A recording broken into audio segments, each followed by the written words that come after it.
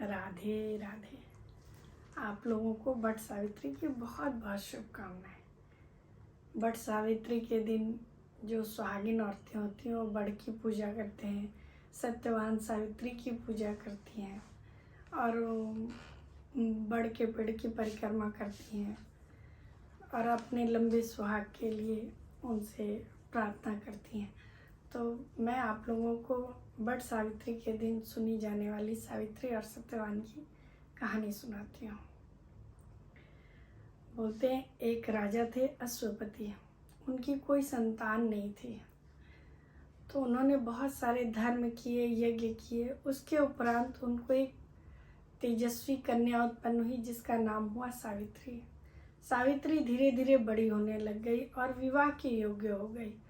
राजा ने सावित्री से कहा कि तुम जाओ और अपने लिए योग्य वर की तलाश करो। सावित्री ने अपने पिता के कहे अनुसार मंत्रियों के साथ गई और आश्रमों में, ऋषि मुनि के आश्रमों में जगह जगह देख के और सावित्री वापस महल को लौट आई। तो जब वापस लौट के आई तो अश्वपति के यहाँ जब अपने पिता के यहाँ लौट के आई तो संयोग बस वहाँ नारद जी भी थे। सावित्री ने पिता को प्रणाम किया और नारद ऋषि को भी प्रणाम किया और उसने कहा, सावित्री ने अपने पिता से कहा कि पिताजी, मैंने अपने लिए योग्य वर की तलाश कर ली है। फिर पिताजी ने पूछा, वो कौन सा बाल लड़का है जिसकी तुमने तलाश की है? फिर उसने बोला कि तपोवन में सत्यवान नाम का लड़का है जिसको मैंने अपने पति के रूप में वरण चुना है। जब सत्यवान का नाम सुने तो महर्षि ऋषि जो थे नारद जी, वो चिंतित हो गए और उन्होंने कहा कि ये क्या कर दिया तुमने? तो अश्वपति ने पूछा, क्यों, क्या हुआ? सत्यवान में कौन सी कमी है, कौन सा अवगुण है? महर्षि ऋषि ने कहा कि एक तो उनको शत्रुओं के द्वारा वो अपने राज्य से निष्कासित हो गए हैं और वो तपोवन में रहते हैं। निष्कासित होने के बाद वो तपोवन में रहते हैं और वो जो सत्यवान है उसकी आयु कुल 12 वर्ष की है, वो अल्पायु है और उस आयु में भी अब एक ही वर्ष शेष बचा है। तो पिता ने अपनी सावित्री को बहुत समझाया कि तुम सत्यवान को छोड़ दो और किसी और उत्तम वर्ग को चुन लो जो योग्य हो। लेकिन सावित्री हट करने लग गई।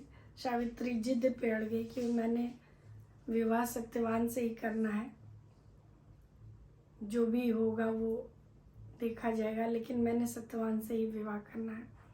पुत्री के हट के आगे पिता की एक नहीं चली और पिता ने विधि विधान के साथ सत्यवान से सावित्री का विवाह कर दिया। सावित्री विवाह करके अपने पति और सास ससुर के साथ तपोवन में चली गई और वहाँ उसके साथ रहने लगी। धीरे धीरे दिन बीतने लगे और सावित्री के मन में भय बढ़ने लग गया।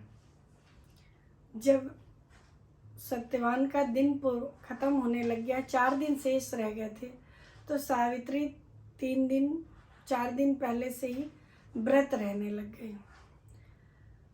जब चौथा दिन, जो आखिरी दिन था, उस दिन सावित्री, जब सत्यवान लकड़ी काटने के लिए वन में जा रहे थे, तो सावित्री ने कहा कि मैं भी चलूँगी। सत्यवान ने कहा कि तुम क्या करोगी जाके? फिर सावित्री अपने सास ससुर से आज्ञा लेकर सत्यवान के साथ वन में चली गई।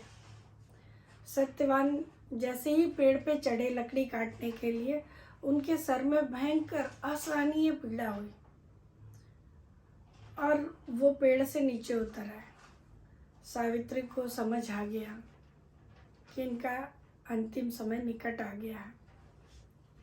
सावित्री उनको नीचे बिठाई और अपने गोद में उनका सिर रख के रोने लग गई और भगवान से प्रार्थना करने लग गई। इतनी देर में सावित्री ने देखा कि एक लाल वस्त्र में बहुत विकराल दिखने वाला मनुष्य आ रहा है।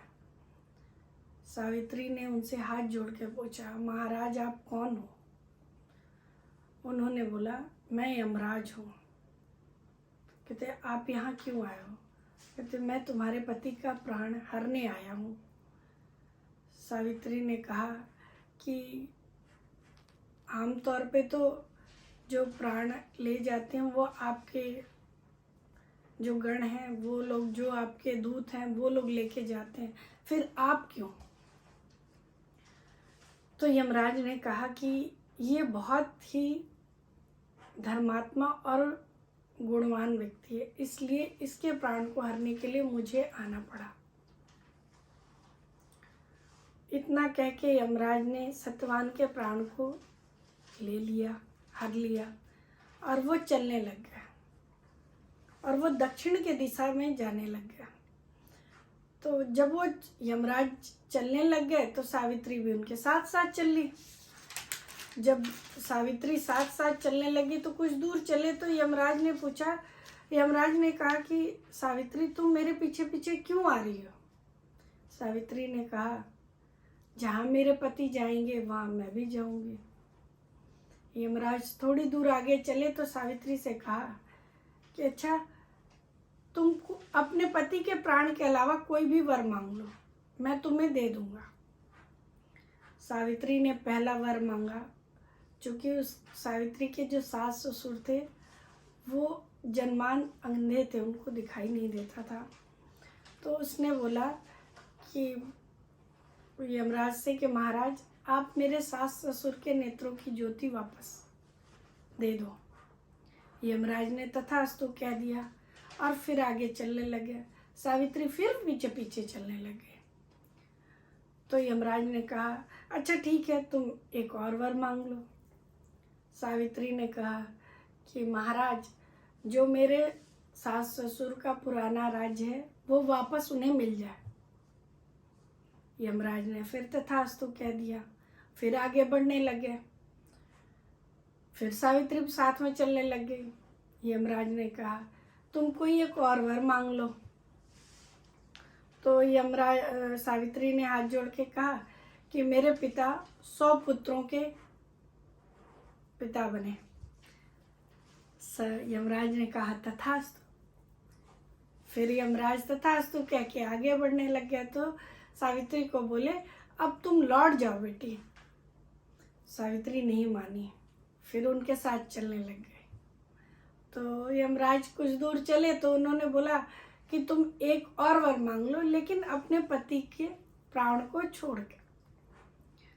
सावित्री ने कहा कि महाराज मैं सत्यवान से 100 पुत्रों की माता बनूं। यमराज ने फिर तथास्तु कह दिया और यमराज आगे बढ़ने लगे। फिर सावित्री साथ साथ चलने लगे।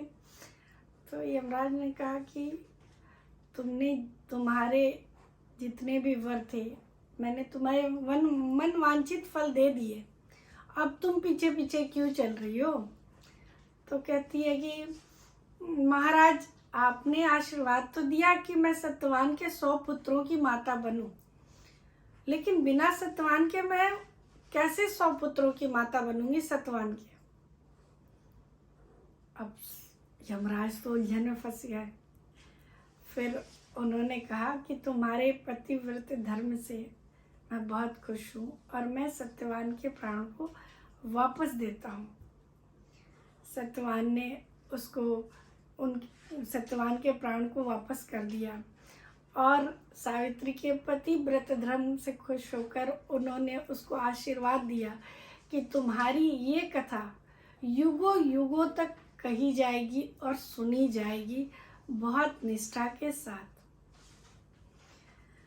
जब सावित्री वापस आई जहाँ सत्यवान को छोड़ के गई थी, वहाँ देखी तो सत्यवान जीवित था।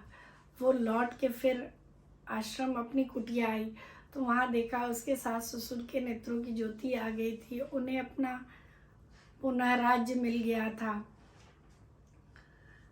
और बोलते हैं ना कि जैसे सावित्री ने अपने सुहाग की रक्षा के लिए यमराज से लड़ गई, वैसे भगवान हर के सुहाग को सलामत रखे। हर सुहागिन औरत बहुत खुशी खुशी 16 श्रृंगार करके और खूब साज श्रृंगार करके ये व्रत करती हैं अपनी पति के लंबी उम्र के लिए। मैंने सावित्री और सत्यवान की आपको कथा सुनाई। अगर कुछ भूल चूक हुई होगी तो क्षमा कीजिएगा। मेरे चैनल को सब्सक्राइब कीजिएगा, बेल आइकन प्रेस कीजिएगा, शेयर कीजिएगा और लाइक कीजिएगा। राधे राधे।